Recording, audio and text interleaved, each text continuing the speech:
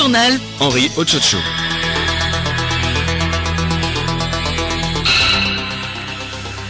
Bonjour à tous. Les titres de ce journal. Les membres de toutes les communautés EV du Togo et d'ailleurs étaient en assemblée générale hier à Notier où ils ont revisité et adopté le statut et le règlement intérieur de l'Union EVTO. La commission centrale et les commissions régionales des établissements privés laïcs et confessionnels du Togo veulent assainir le système éducatif togolais. Ils sont en réunion depuis ce matin à Lomé. Niger, crise ouverte au sein du parti de l'opposition, Lumana Fa. En effet, le parti de l'opposition d'Ama Amadou en exil vit une turbulence politique. Le nouveau président par intérim confirmé par la justice est à son tour contesté par le bureau politique du parti. Et puis les risques encourus dans un salon d'esthétique et les précautions pour éviter ces risques, nous en parlerons dans ce journal.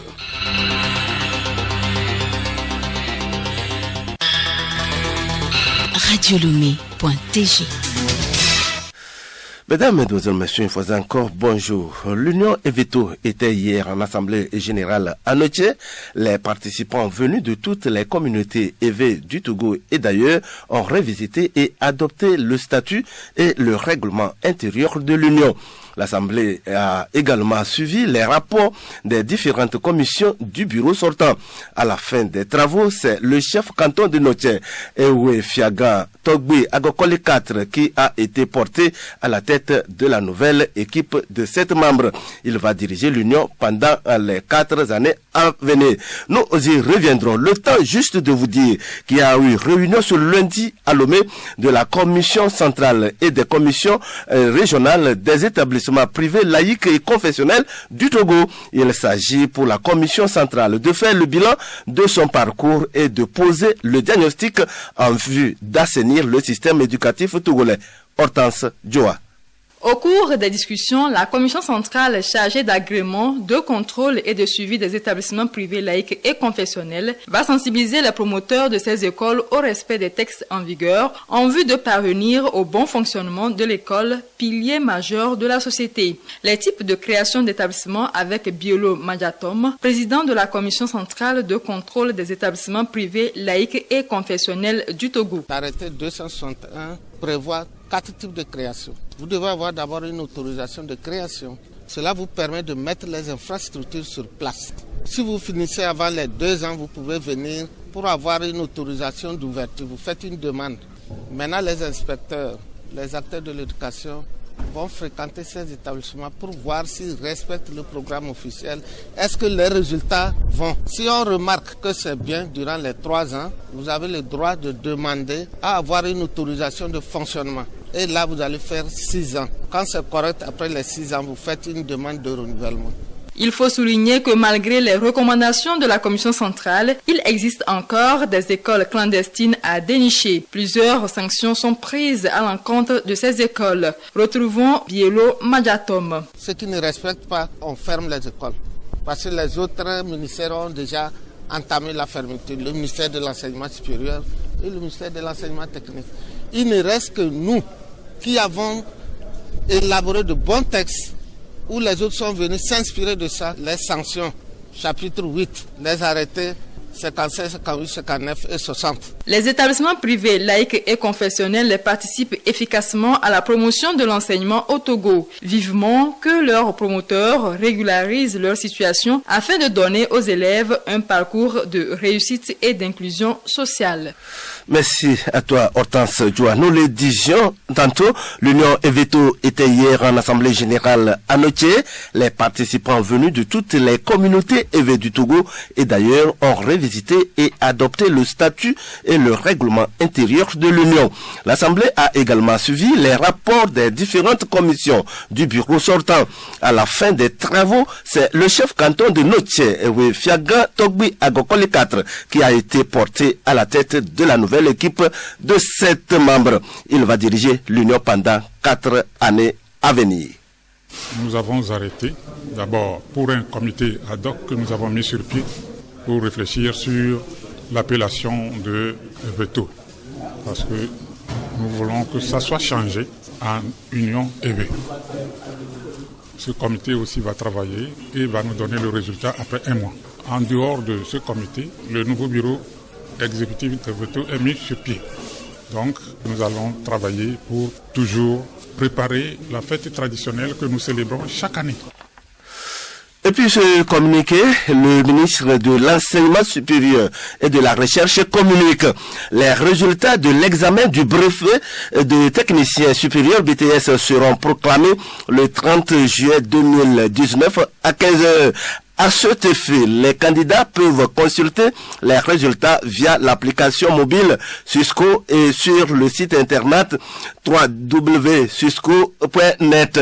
Susco est téléchargeable sur Play Store.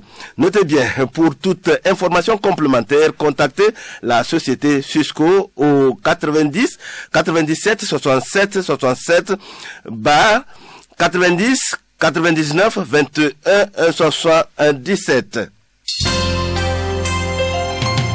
Le journal Henri Otsotso. Actualité internationale, à présent, la rencontre historique entre les présidents Henri Konan Bédié et Laurent Gbagbo aura bel et bien lieu ce lundi à Bruxelles, a-t-on appris de sources proches du PDCI RDA, le parti de Bédié. En effet, le quotidien, le nouveau réveil proche de Bédié l'a annoncé dans sa parution de samedi. Aux dernières nouvelles, les choses se précisent à propos de cette rencontre historique. De sources bien introduites, en effet, c'est ce lundi que le président Henri Konan Bédié se rendra à Bruxelles pour une visite au président Laurent Gbagbo qui séjourne dans la capitale belge depuis l'annonce de son acquittement. L'heure exacte de l'arrivée du président Bédié à Bruxelles n'est pas encore connu. L'objectif de cette rencontre historique au sommet est bien sûr de sceller le sort du président Alassane Dramane Ouattara et de son parti, le RHDP, par une reconquête du pouvoir par les Gbagboïstes et les bédiéistes en 2020. Au Niger, le parti de l'opposant Amadou en exil vit une turbulence politique. Le nouveau président par intérim, confirmé par la justice, est à son tour contesté par le bureau politique du parti. Hier dimanche, lors d'un point de presse du bureau, le président des militants du parti venus empêcher la conférence ont été dispersés par la police. Théophile Dandakou. La crise a atteint son paroxysme. C'était donc hier après-midi lorsque les députés du parti Amadou Manafa ont apporté leur soutien à leur leader Hama Hamadou déchu. Quelques heures auparavant, des militants ont tenté d'empêcher une conférence de presse du président intérimaire Nouma Oumarou. Certains voient à travers cette crise la main du pouvoir en place. Pour Soumana Sanda, le vice-président n'a plus de qualité à agir au nom du parti Lumanafa. Nana Oumarou s'est défendu de son côté pendant plus de 30 minutes lors de sa conférence de presse. Pendant près d'une décennie, a-t-il indiqué, il a servi Hama Hamadou et le parti. Avec deux congrès le même jour à Dosso et à Niamey, le parti Lumanafa entre en pleine turbulence politique. Merci. Théophile Dandakou. Guinée, au moins 4 personnes mortes dans un éboulement sur un site orifère. Parmi les victimes se trouvent notamment une femme et sa fille de 2 ans. 2 blessés ont également été conduits à l'hôpital de Siguri, une ville située à environ 600 km de la capitale Conakry, selon les mêmes sources. Les victimes travaillaient dans une ancienne mine d'or interdite d'exploitation en raison des risques d'éboulement qu'elle présentait dû à de fortes pluies. Mais les gens se cachaient pour aller dans les galeries, a indiqué un agent de la Croix-Rouge. Le président indien a commencé hier dimanche une visite d'une semaine en Afrique de l'Ouest et ceci dans 3 pays jamais visités jusqu'à présent par les hauts dignitaires indiens. Il s'agit du Bénin, de la Gambie, de la Guinée. Un geste politique important qui montre que New Delhi cherche à se rapprocher d'une Afrique occidentale et francophone avec laquelle les Indiens ont des relations très limitées jusqu'à présent. première étape du président indien, le Bénin. Environ 1250 Indiens vivent au Bénin et plus de 230 sociétés indiennes opèrent dans le textile, les noix de cajou, le riz et le bois. Signe de cet appétit économique, le dirigeant indien est arrivé avec plusieurs chefs d'entreprise. Des accords de coopération sont annoncés, dont un sur la garantie des crédits à l'export et un autre sur l'exemption de visa. Ce lundi matin, le Bénin va dérouler le tapis rouge à son visiteur. Honneur militaire, tête-à-tête, communiqué conjoint et déclaration à la presse au palais de la Marina. Dans l'après-midi, discours à l'Assemblée nationale. En Algérie, un premier pas avait été fait jeudi dernier pour l'ouverture des négociations entre les Algériens qui manifestent depuis le 22 février et les autorités avec la nomination de 6 médiateurs. Hier dimanche, le groupe de médiateurs a intégré un nouvel élément, un jeune qui serait le représentant des manifestants selon un communiqué. Le panel a tenu sa toute première réunion et présenté son plan de travail. Écoutez Radio Lomé sur le web sur le www.radiolomé.tg. Chronique juridique. Depuis le 15 mars dernier, les magistrats togolais ont à leur disposition un document sur le règlement juridictionnel du contentieux foncier. Le manuel de 37 pages appelé Wademekoum a été élaboré par le ministère de la Justice. Composé de 55 petites questions-réponses, il est basé sur la loi du 14 juin 2018 portant code foncier et domanial. Découvrons son importance dans la chronique juridique. C'est avec Hélène Assabi. Les statistiques relatives aux activités judiciaires révèlent qu'en matière civile, plus de 80% des affaires traitées sont de nature foncière. Le phénomène s'est aggravé ces dernières années avec l'occupation anarchique des terres, une situation qui préoccupe le gouvernement, d'où l'élaboration de ce Wademekoum de règlement juridictionnel du contentieux foncier. Pius Agbetomé, ministre de la Justice. Vous savez tous aujourd'hui, les litiges fonciers au Togo constituent une pomme de discorde dans la société. Nous avons donc à un moment donné organisé des séminaires qui ont abouti à des réflexions et à l'identification de cas pratiques, des cas clés auxquels les magistrats sont très souvent confrontés. Et ces magistrats, ces techniciens, ces acteurs juridiques, avec les professeurs d'université, les chefs traditionnels, ont ensemble mené des réflexions qui ont abouti à des solutions trouvées par rapport à la nouvelle loi qui est le code foncier et domanial. Et ces réponses ont été répertoriées dans ce opuscule qui est le Wademekoum, qui comporte 55 questions-réponses. Les magistrats saluent l'élaboration de ce document qui va leur permettre de faire une lecture identique des tests en matière de litige foncier en vue d'un règlement harmonieux. Écoutons respectivement Akakpovi Gamato, président de la Cour suprême, et Comment Dendang, président de la Cour d'appel de Lomé. Nous aussi, à la Cour suprême, nous avons intérêt à mieux maîtriser le contenu de ce guide pratique pour mieux contrôler les juges du fond, pour voir s'ils ont bien appliqué la loi aux faits constatés. Et donc, cela permettra à la Cour suprême de mieux jouer son rôle d'unité du droit dans toute la République. Pour nous, vraiment, le guide vient à point nommé pour nous aider à aller aussi plus vite parce que les conflits sont nombreux et que s'il faut, dans le choix des thèses, commencer par perdre le temps, alors qu'il fallait un guide rapide qui nous permet d'aller plus vite, c'est-à-dire en regardant dans le guide la solution qui est proposée. Je crois que c'est une bonne chose. On se retrouve lundi prochain pour un autre numéro.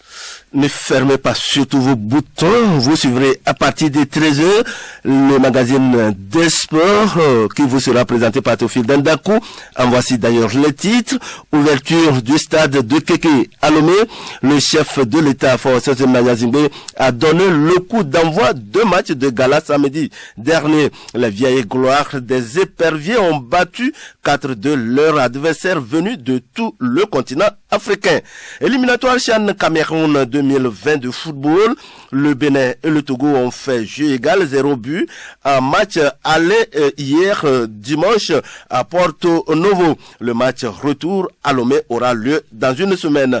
Le week-end prochain débuteront les championnats de football dans les grands pays d'Europe. Les échos des matchs matchs amicaux dans ce magazine. Et puis tennis, le championnat 2019 a eu lieu le week-end dernier. À Lomé, les nombreux joueurs seniors ont montré leur réel talent en présence du président de cette fédération, Tagba Romain Atefetom. Voilà qui m'a fait à ce journal. Le rappel des titres.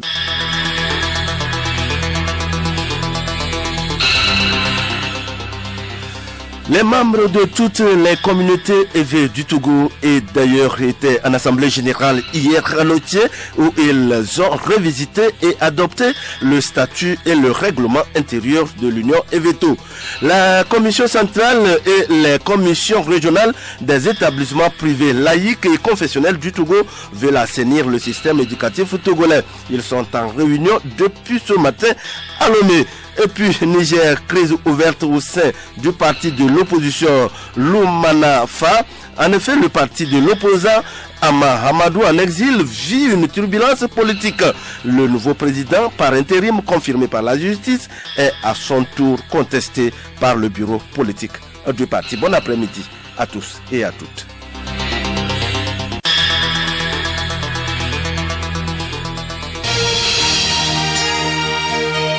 Radio Lomé, boîte postale 434, email radiolomé@radiolomé.tg. radiolomé.tg